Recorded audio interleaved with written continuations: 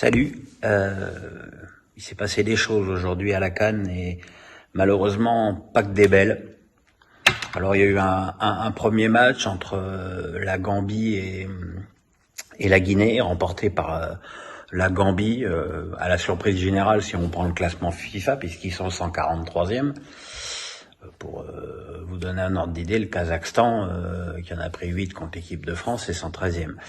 Le but a été marqué en fin de match, mais c'était pas top. Les deux équipes ont eu un mal fou à faire 3 passes pendant toute la partie.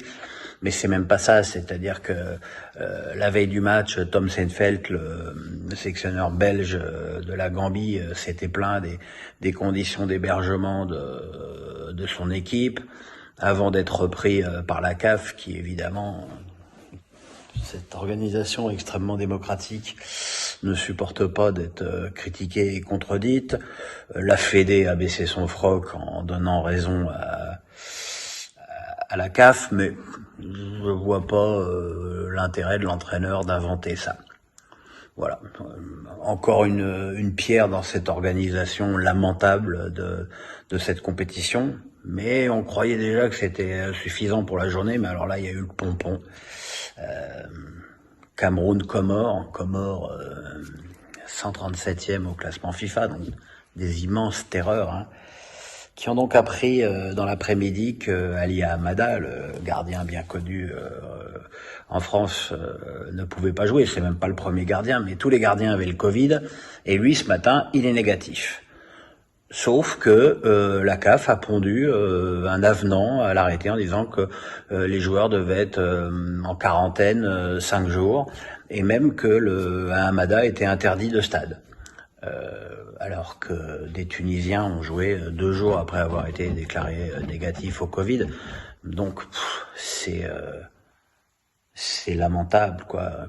Et puis derrière ça continue, quand on voit que les Comores ont été obligés de se préparer dans le bus,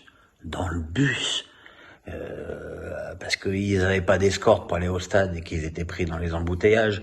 C'est même plus de l'amateurisme là, et comme par hasard tout ça c'est contre l'équipe du Cameroun qui organise la compète. On ajoute à ça le carton rouge, il faut le reconnaître, quand même assez mérité d'Abdou au bout de 7 minutes de jeu, on voit, et que donc dans les buts c'était Alakoum qui jouait, je suis pas sûr d'avoir bien prononcé son nom, qui jouait le latéral d'Ajaccio, qui jouait dans le but. On se disait que ça allait être une boucherie, et ça n'en fut pas une, parce que les Comores, pour lesquels je me suis pris d'amour pendant ce match, ont été épatants, ils ont bien défendu, et surtout ils ont bien attaqué, et Onana a été obligé de faire de très très beaux arrêts à de nombreuses reprises, même si c'est incliné sur un coup franc exceptionnel de Mchambaga en fin de match.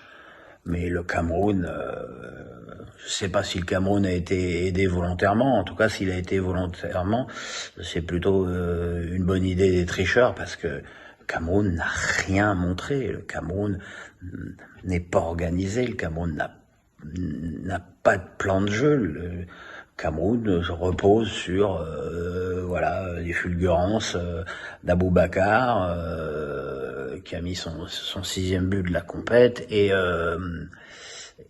Karl Toko Ekambi qui a mis son 3e. Mais petit goût de vomi qui reste dans cette journée, et je suis tellement dépité de voir que c'est mon ami Samuel Eto'o qui est président de la Fédé du Cameroun. Alors encore une fois, je dis, il a été élu très tard par rapport à l'organisation de cette compétition, mais je peux pas croire qu'il soit satisfait de ce qu'il voit, de ce qu'il lit. On s'aperçoit que le stade où l'Algérie a été éliminée, comme par hasard, a été supprimé des stades après le match. Voilà, c'est pas bien. Ça donne de l'eau au moulin au nombre détracteurs de la CAN.